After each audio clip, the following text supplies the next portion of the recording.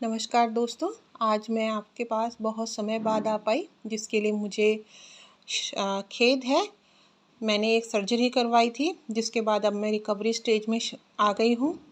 और तभी मैंने, क्योंकि बीमार होने के बाद जब मैं बिल्कुल बिस्तर पर आ गई तो मेरे से समय काटे नहीं कटता था। तो उसी समय एक मेरी सहेली है लतिका शर्मा, पिथौरागढ़ निवासी, उसने मुझे मेरे कॉलेज के दिनों के बारे में याद दिलाया कि तुम लिखती थी, क्यों ना लिखना शुरू करो। क्योंकि जीवन बहुत व्यर्थ नज़र आता है जब हम सिर्फ बिस्तर तक सीमित रह जाते हैं। जबकि मैं डेली जो है ऑफिस भी जाती थी और उसके बाद मैं डेली ट्रैवलिंग भी करती थी, सभी काम भी खुद ही संभालती थी। और उसके बाद एक एक बेड तक सीमित हो जाना बहुत ही दुखदाई होता है दोस्तों। लेकिन हमारे जो पूर्वज हैं या साइंटिस्ट हैं, उन लोगों का ये कर्म है कि जब मैं ज़्यादा बैठ भी नहीं पा रही थी, लिख भी नहीं पा रही थी, लेटे लेटे भी मैंने पोएम्स बोल बोल के अपने फ़ोन में लिखी। इस तरह की उन्होंने इजाद की। तो उन सभी साइंटिस्ट को और टेक्निकल लोग जो हैं, जो इतनी मेहनत से हमारे लिए ऐसे ऐसे ऐप बनाते हैं, उन सबको शुक्रिया। मैंने प्रतिलिपि ऐप पर लिखना शुरू किया और आपको सभी को ये देखकर भी बहुत खुशी होगी कि मैंने बहुत 20 साल बाद लगभग कविता लिखी होगी, जो कि 2 ही कविता लिखी। और पहली कविता मैंने जी टॉक्स में भेजी तो मुझे आया कि आप थोड़ी बड़ी कविता भेजिए, तो मैंने दूसरी कविता लिखी। अब वह दूसरी कविता ही मेरी जी टॉक्स में सेलेक्ट हो गई है। मगर अभी क्योंकि मैं घर में रही इतने दिन, तो फाइनेंशियल क्राइसिस भी चल रहा है, मेरी सैलरी भी बंद हो गई, मैं इस समय लीव विदाउट पे पे चल रही थी और मेरी हेल्थ भी इस हालत में नहीं है कि मैं मुंबई तक जाऊं।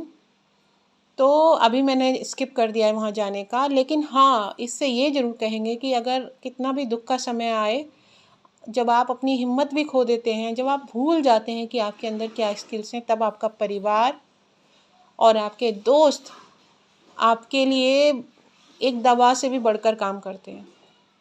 तो आज मेरा बेटा, जो मेरे अंदर जीवन का संचार करता है हर एक खराब परिस्थिति में, और बचपन से ही मेरा मित्र भी है, उसके ऊपर मैंने कविता लिखी है। आशा करती हूँ आप सभी को पसंद आएगी। तो सुनिए मेरा चंद्रहार। घर में रौनक तुमसे ही बाग गुलजार है, तुम्हारे होने से ही घर घर है वरना शमशान है।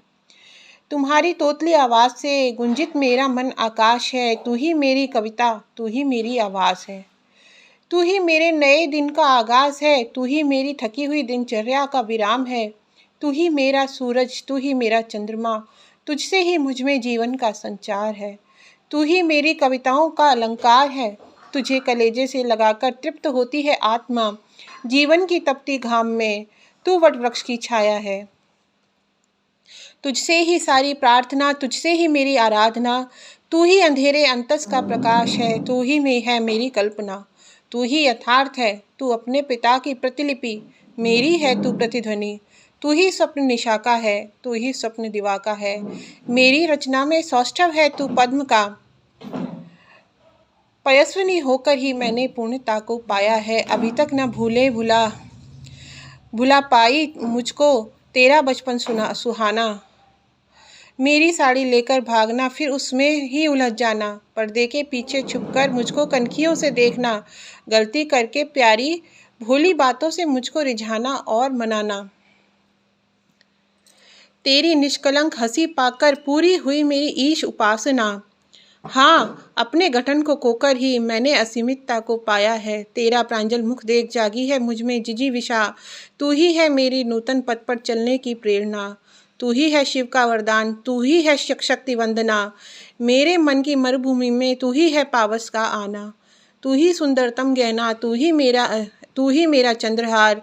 तुझे आंचल में भरने से सिमट आया मेरे अंक में सारा संसार। हाँ सच है अमित तनय, तू ही मेरा सच्चा श्रृंगार है, तू ही मेरा चंद्रहार है, तू ही मेरा चंद्रहार है, तू ही मेरा चंद्रहार है।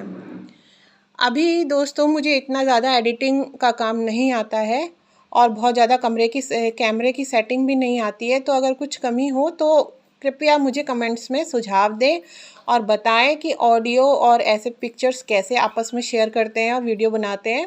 और बाकी जितना इस अस्वस्थता की रुग्णता की अवस्था में मुझसे हो पाया मैंने किया। आशा है आप सबको पसंद आएगा। धन्यवाद। नमस्ते।